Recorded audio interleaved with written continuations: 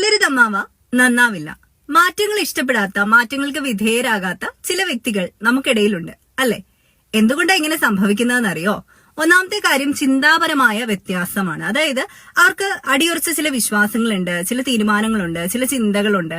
ഇതിലെല്ലാം അവരെന്ത് ചെയ്യുന്നു? വളരെയധികം അങ്ങ് വിശ്വസിക്കുന്നുണ്ട്, അല്ലെങ്കിൽ ആ രീതിയിൽ മാത്രമേ അവർക്ക് ചിന്തിക്കാൻ സാധിക്കുന്നുള്ളൂ എന്നുള്ള ചിന്താപരമായ കോഗ്നിറ്റീവ് റിലേറ്റഡ് ആയിട്ടുള്ള ആസ്പെക്ട് ആണ്.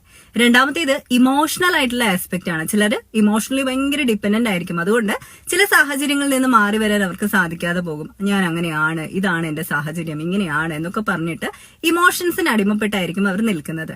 മൂന്നാമത്തേത് ഇന്നഡിക്വസി ആണ്. ഒരു റിസ്ക് ടേക്കിംഗ് എന്ന് പറയുന്നത് അവർക്ക് വല്ലാത്തൊരു വിഷമമുള്ള കാര്യമാണ്.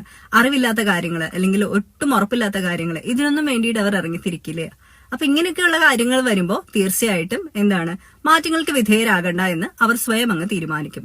ഇത് നന്നാവാൻ പോകുന്നില്ല, മാറാൻ പോകുന്നില്ല എന്നൊക്കെ പുറമേ നിന്ന് നമ്മൾ പറഞ്ഞിട്ടുള്ള ഒരു മോട്ടിവേഷൻ ഉണ്ടല്ലോ, അത് അവർക്ക് കൊടുക്കാണ്ടിരിക്കുക. നേരെ മറിച്ച് കാരണത്തെയും അവരുടെ ഉള്ളിലെ ഭയത്തെയും കണ്ടെത്തി തിരിച്ചറിഞ്ഞ് അതിനുള്ള പരിഹാരം ഉപദേശിക്കാൻ സാധിച്ചാൽ, അതിനെന്തെങ്കിലും പിന്തുണ നൽകാൻ സാധിച്ചാൽ മാറ്റങ്ങൾക്ക് വിധേയരാകാൻ അവരും തയ്യാറാകും. റെസിസ്റ്റൻസ് ടു ചേഞ്ച് എന്ന് പറയുന്ന ആറ്റിറ്റ്യൂഡൊക്കെ മാറ്റിയെടുക്കാവുന്നതേ ഉള്ളൂ, നമുക്ക് നല്ല നേട്ടങ്ങൾ അനുഭവിക്കാൻ സാധ്യമെങ്കിൽ, അല്ലേ?